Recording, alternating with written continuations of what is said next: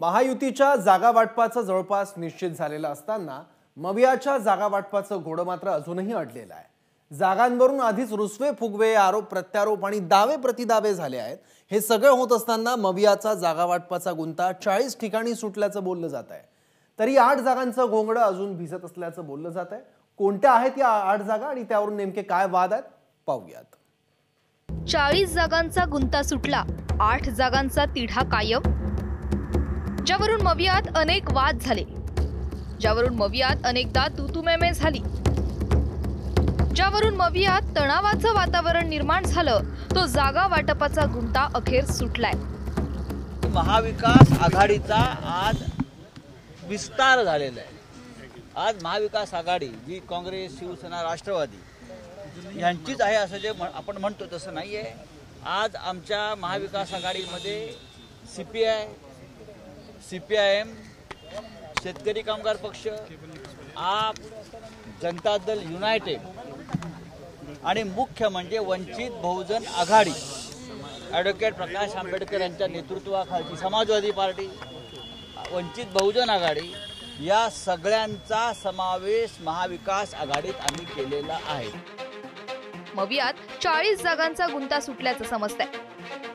काँग्रेस 14 जागांवर, शिवसेना ठाकरे गट 17 जागांवर लढणार असल्याचं समजतंय। त्यातील शिवसेना ठाकरे गट 15, वंचित बहुजन आघाडी 1 आणि स्वाभिमानी पक्ष 1 जागेवर लढेल।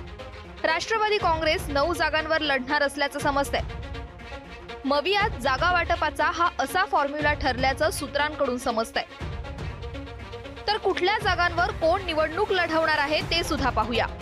शिवसेना ठाकरे गट बुलढाणा, यवतमाळ, वाशिम, परभणी, संभाजीनगर, नाशिक, पालघर, कल्याण, ठाणे, मुंबई दक्षिण, मुंबई ईशान्य, रायगड, रत्नागिरी, सिंधुदुर्ग, मावळ, धाराशिव, कोल्हापूर या जागांवर लढेल।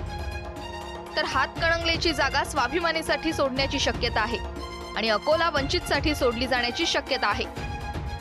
तर राष्ट्रवादी कुठल्या जागांवर लढणार आहे ते सुद्धा पहा।